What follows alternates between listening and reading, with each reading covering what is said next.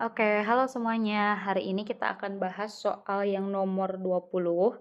Ada sebuah partikel masanya adalah M 100 gram, yang mana kalau kita ubah ke dalam kilogram, biar langsung aja ya, yaitu 0,1 kilogram, berarti dilontarkan secara horizontal oleh sebuah pegas yang konstantanya adalah 100 Newton per meter dari pinggir sebuah tebing yang memiliki ketinggian H sama dengan 5 meter dari permukaan laut seperti pada gambar. Oke. Bentar, berarti 5 meternya tuh sebetulnya adalah oh iya sama ya tingginya. Terus, eee, benda mulanya ditekan ke arah pegas X sejauh benda mulanya ditekan ke arah pegas K sejauh X sama dengan 20 senti, berarti 20 senti itu dia 0,2 meter. Terdapat tebing lain dengan ketinggian yang sama berjarak D sama dengan 3 meter dari tebing pertama. Jika tiap tumbukan dianggap elastis, partikel akan memantul sebanyak berapa kali sebelum sampai ke permukaan laut. Oke, jadi ini ceritanya partikel tuh dia bakalan, oh di sini kan berarti ya bakalan kayak gini. Bret, sorry, sorry, sorry, sorry. Bakal ke sini, udah ke situ, ke sini lagi, ke sini lagi, ke sini lagi, terus ke bawah gitu si partikel tuh. Jadi berapa kali dia memantul sampai dia tuh bisa sampai ke bawah gitu ya teman-teman. Nah, untuk kerjain soal ini kita akan anggap dulu si partikelnya tuh dia tidak akan menumbuk apapun gitu. Jadi kan dia pasti akan apa ya namanya tuh melalui gitu ya jarak, misalnya kita anggap sebagai apa ya biar enak, Y gitu boleh.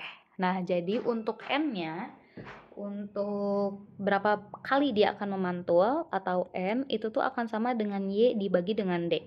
Jadi panjang yang sebenarnya harus dia lewatin dibagi berapa kali, dibagi berapa sih jarak dia terpotong gitu. Nah, itu adalah akan sama dengan berapa kali dia memantul. Kayak gitu ya. Berarti Y dibagi dengan D.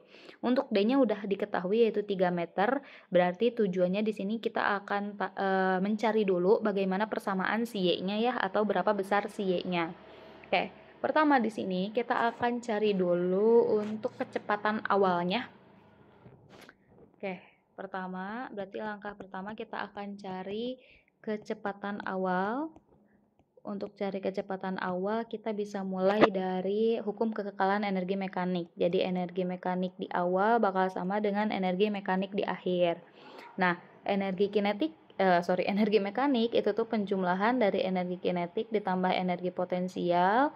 Ini juga sama, berarti EK2 ditambah dengan EP2, kayak gitu. Nah, anggap di akhir tuh benda diam dan di posisi H sama dengan 0. Jadi akhir tuh kan bendanya tuh di sini ya. Nah, anggap di sininya tuh diam dan ketinggiannya juga sama dengan 0. Berarti kita lihat ini adalah posisi yang ke-1, ini adalah posisi yang kedua gitu ya. Yang mana H-nya sama dengan 0, V-nya juga sama dengan 0. Karena H-nya sama dengan 0, V-nya sama dengan 0, berarti ini dan ini akan sama dengan 0 dua-duanya. Karena kecepatannya 0, karena V2-nya bakal sama dengan 0 dan ini H2-nya adalah sama dengan 0. Berarti yang berpengaruh di sini hanya EK1 ditambah EP1 sama dengan 0. Kayak gitu ya teman-teman. Nah, EK1 itu tuh berarti rumusnya setengah MV kuadrat gitu. MV0 boleh deh lah kita tulisnya ya karena kecepatan awal. Nah, energi potensialnya bukanlah energi potensial biasa tapi energi potensial pedas. Tapi energi potensial pegas. Yang mana energi potensial pegas tuh dia berlawanan kan arahnya. Makanya akan bernilai negatif setengah K X kuadrat sama dengan 0. Boleh pindah ruas jadi setengah M V0 kuadrat sama dengan setengah K X kuadrat.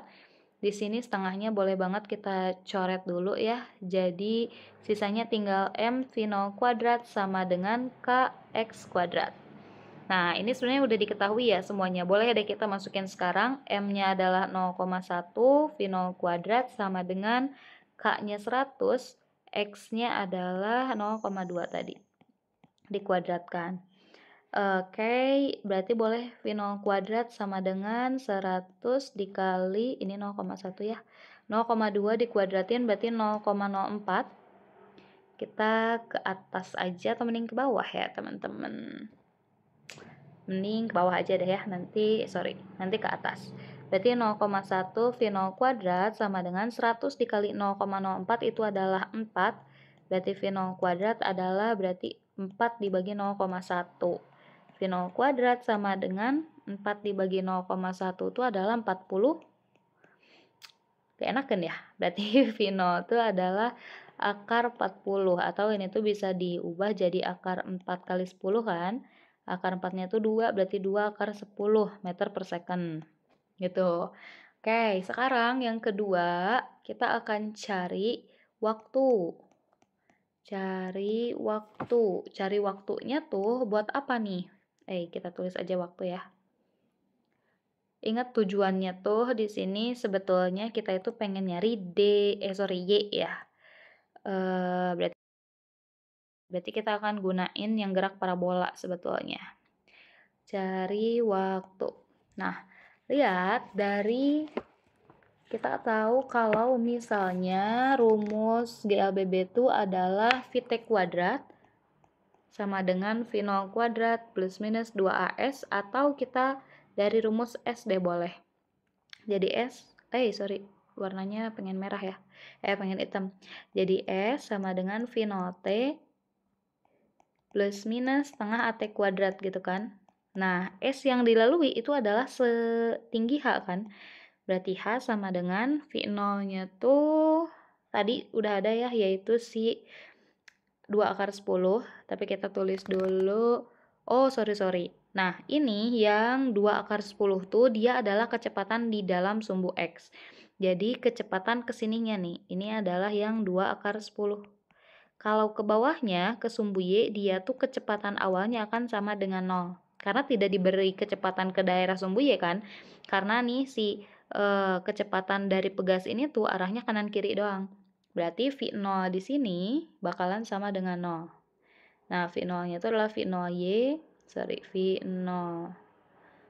Kita pindahin dulu deh ya. V0 itu adalah V0Y sama dengan 0. Berarti 0 dikali T ditambah setengah GT kuadrat. Berarti H sama dengan setengah GT kuadrat. Di sini G-nya kita akan gunain berapa ya? 10 aja deh boleh ya, karena nggak ada diketahui dari soal. H-nya 5, berarti setengah dikali G-nya 10, 10 T kuadrat. Oke, kita betulin dulu. Rapihin dulu. Nah, berarti 5 sama dengan 10 bagi 2 adalah 5T kuadrat. 5-nya boleh banget kita coret, jadi 1 ya. Jadi 1 sama dengan T kuadrat, berarti akar 1 sama dengan T, yaitu 1 ya. Berarti T-nya itu adalah 1 detik.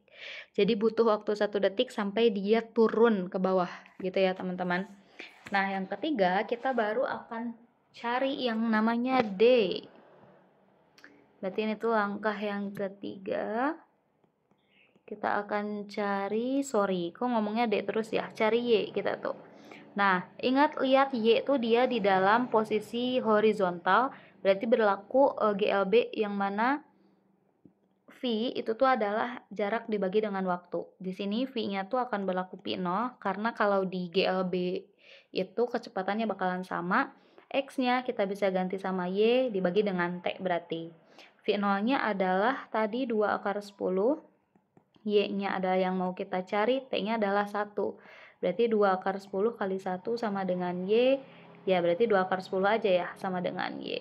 Oke, Y-nya berarti 2 akar 10 meter. Gitu.